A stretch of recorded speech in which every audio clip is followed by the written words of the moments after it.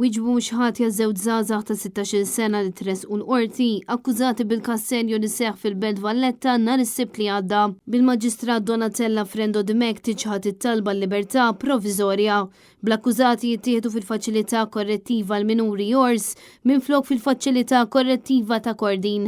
L-akkużati li jisimhom ma jistax jixxandar bordni tal-qorti peress li huma taħt l-età deru kadmi fil-qorti, kif l-erba wara nofsinhar huma ġew akkużati b'5 akkużi.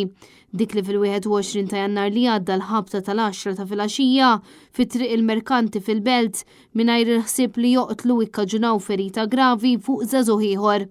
Ġew akkużati wkoll li bl-imġiba tagħhom ikkaġunaw biża' fuq 5 minuri li ħebbew għalihom u nsultawhom bi kliemhom. Huma ġew akkużati wkoll li ikkaġunaw feriti ħfief fuq uħud mill-allegati vittmi. Kawża ta' dan l-inċident żagħżugħ minnhom spiċċa b'saqaħ miksura minn żewġ tibnadi u se jkollu jiġi operat darbtejn. It-tifel mistenni jitlef minn tal-inqas 6 ġimgħat skola. Min-naħa tagħhom wieħed mill-adolescenti li huwa residenti l-Florjana qal li jaħdem f'supermarket filwaqt li ieħor li hu mill-Belt iddikjara li la jmur skola u lanqas għandu xogħol. Fil-qorti l-Ispettur Daryl Borch qal li wieħed mill-akkużati instab id-dar filwaqt li ieħor kien akkumpanjat lassa minn missieru.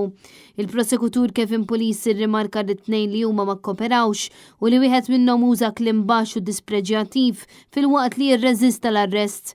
Fil-qorti ħareġ ukoll il-pulizija qed tfittex żagħżugħ ieħor b'rabta ma' dan il-każ. Bis-sit netnews.com.mt jikkonferma li dan iż-żagħżugħ ġie identifikat.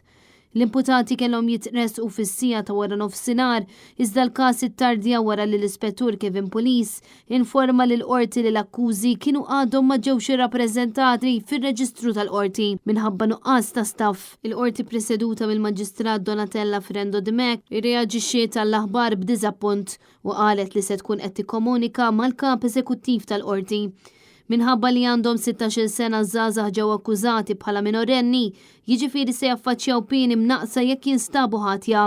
Iżda min-naħa tagħha l-prosekuzzjoni qalet li fatturi aggravanti fir-reati iżidu s-sentenzi tal-akkużati jekk jinstabu ħatja.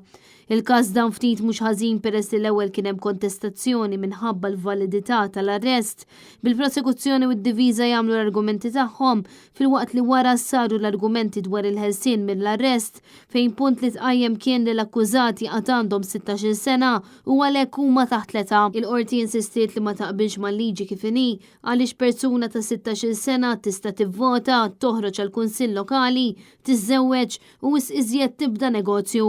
Iżda mbagħad fejn tidħol il-qorti, persuna ta' 16-il sena għadha titqies bħala minorenni. Il-prosekuzzjoni f'dan il-każ qed titmexxa mill-Ispetturi Kevin Police u Daryl Borch. L-avukati Franco De Bono, Francesca Zarb, Arthur Azzopardi u Jacob Magri assistew lill-akkużati. L-avukat Stefano Filletti, Charles Merci u Gianella De Marco qed jassistu lill-vittmi.